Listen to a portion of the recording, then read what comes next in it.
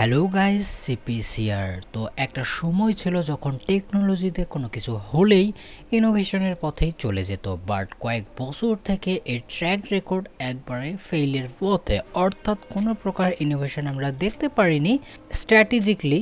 অর্থাৎ আমরা আর্কিটেকচারে অনেক ইমপ্রুভমেন্ট করতে পারলেও কিন্তু কিছু ডিজাইন এবং কিছু স্ট্রাকচারাল বিষয়ের উপর বেশি ইনোভেশন করতে পারিনি।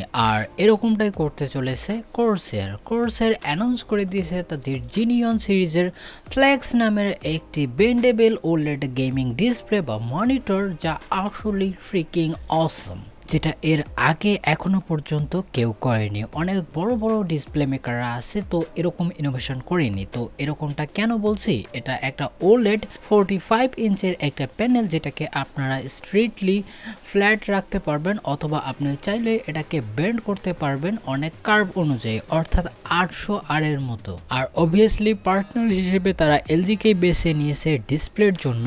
By the way, LG ultra gear সিরিজে একটা গেমিং ডিসপ্লে নিয়ে এসেছে ওলেড, অর্থাৎ সিমিলার প্যানেল, তবে এটা একটু কার্ভ আর একই সাইজের, যেহেতু আমি মনে করি সিমিলার প্যানেল সেখানে ব্যবহার করেছে। আর দুটির স্পেক অলমোস্ট সেম। আর যদি রিফ্রেশ রেটের কথা বলি, তো এটি 240 হার্টজকেই সমর্থন করে। বাই দ্য ওয়ে, এই বিষয় নিয়ে অর্থাৎ কর্সেরের জিনিয়ন সিরিজের উপর অবশ্যই একটা ভিডিও হবে, যেহেতু নতুন অ্যাপ্রোক্স রাখেছে তারা, তো অবশ্যই তাদেরকে ধন্যবাদ দিতে হবে। হ্যালো হোয়াটসঅ্যাপ গাইস, সিপিস here and you are watching PC tech BD and it's news time. So let's jump into the next story. তারপরের যে নিউজটি আসছে সেটি ইন্টেল আর্কে কেন্দ্র করে। আর এখানে একটি ভ্যান দেখা গেছে যারা ডেলিভার করছে A770 জিপিইউটি। আসলে তারা অ্যাকচুয়ালি কবে অ্যানাউন্স করবে বা কবে পাওয়া যাবে সেটির বিষয়ে আমাদের এখনো পর্যন্ত ভালো ধারণা নেই। আর তাছাড়াও যদি আমি আর্কের আর একটা গ্রাফিক্স কার্ডের কথা বলি, অর্থাৎ আর্ক A380-র মতো জিপিইউ, এটিতে 50টা গেমস টেস্ট করা হয়েছে উইথ ভালো বা তাদের স্টেবল ড্রাইভারের মাধ্যমে, যার রেজাল্ট আপনাদের সামনে চলে এসেছে। তো এখানে বিভিন্ন ধরনের পুরাতন সহ শুরু করে নতুন এপিআই দিয়ে টেস্ট করা হয়েছে। আর ডিস্ট্রিবিউশন আপনারা দেখতেই পারছেন, ইউবিসফট থেকে শুরু করে স্টিম, এপিক, গগ সব জায়গায় রেজাল্ট করেছে ফ্ললেস। অর্থাৎ রে ট্রেসিংয়েও এখানে টেস্ট করা হয়েছে, যা মোটামুটি একটা ক্যাপেবল গেমিংয়ে। তবে কথা হচ্ছে তারা কবে ড্রাইভার ফিক্স করবে আর মানুষের হাতে চলে যাবে সেটিই দেখার বিষয়। তারপরের যে নিউজটি আসছে সেটিও ইন্টেলের কাছ থেকে। আর ইন্টেলের কাছ থেকে এটা একটা গ্রেট নিউজ, কেননা আপকামিং যে তাদের র্যাপটর লেগ সিরিজের সিপিইউগুলো আসবে, আর তার জন্য যে মাদারবোর্ড সিলেক্ট করা হয়েছে G790, তো সেখানে up to DDR5 6800 mega transfer রেটের মেমোরি লাগানো যাবে, যা মোটামুটি একটা ভালো বিষয় বলতে পারি, কেননা আউট অফ দ্য বক্স কোনো সমস্যা ছাড়াই, অর্থাৎ যারা এনথুজিয়াস্টিক লেভেলে এটিকে চালাতে চান, তো আপনারা ফুল ইউটিলাইজেশন এখান থেকে করতে পারবেন। তারপরের যে নিউজটি আসছে সেটিও ইন্টেলকেই কেন্দ্র করে, কেননা তাদের আপকামিং 13 জেন র্যাপটর লেগ যে সিপিইউগুলো হবে, এগুলো আমরা জানি যে এগুলো অনেক হাই পারফরমেন্সেবল হবে। কিন্তু এর সাথে সাথে আপনাকে আরও একটা জিনিস মাথায় রাখতে হবে, এর যে ওভারঅল প্রাইস সেটি আগের বারে যে স্লাইটলি একটু বৃদ্ধি পাবে।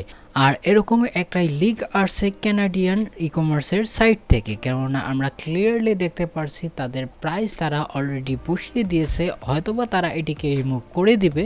তো কথা হচ্ছে, আপনি যদি এর টপ এন্ড ভেরিয়েন্টটি কেনেন, অর্থাৎ কোরাই 9 3900 এর মতো সিপিইউ, তো এটি অ্যারাউন্ড 800 থেকে $850 যেতে পারে, এখনও ফিক্স নয়।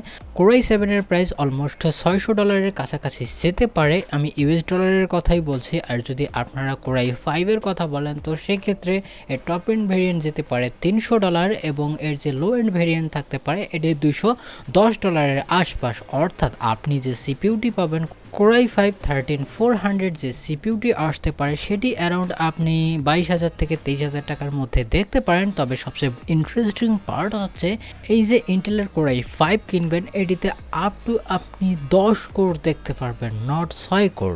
চিন্তা করুন, আপনি 22-23,000 টাকার মধ্যে যদি আপনি একটা 10 কোর এবং 16 থ্রেডের সিপিইউ পেয়ে যান, আবার নতুন আর্কিটেকচারের উপর কতটা ভালো হতে পারে সেটি আপনি একটাবার চিন্তা করুন। আর এই যে প্রাইসটা বৃদ্ধি পেয়েছে, শুধু আমাদের দেশে পাবে না, এটা ওভারঅল সারা বিশ্বে এটা বৃদ্ধি পাবে বিকজ অফ ইনফ্লেশন, তাই এটা আপনাকে অবশ্যই অ্যাকসেপ্ট করতে হবে। স্পিকিং অ্যাবাউট ইন্টেল, অবশ্যই বলতে হবে এএমডির সিপিউর কথা, আর তাদের যে আপকামিং 7000 সিরিজ বা রাফায়েল সিরিজের যে সিপিউগুলো আসবে এগুলোর প্রাইস এবং পারফরমেন্স দুটিই লিক হয়ে গেছে, মেবি এটি খুব তাড়াতাড়ি আসতে চলেছে।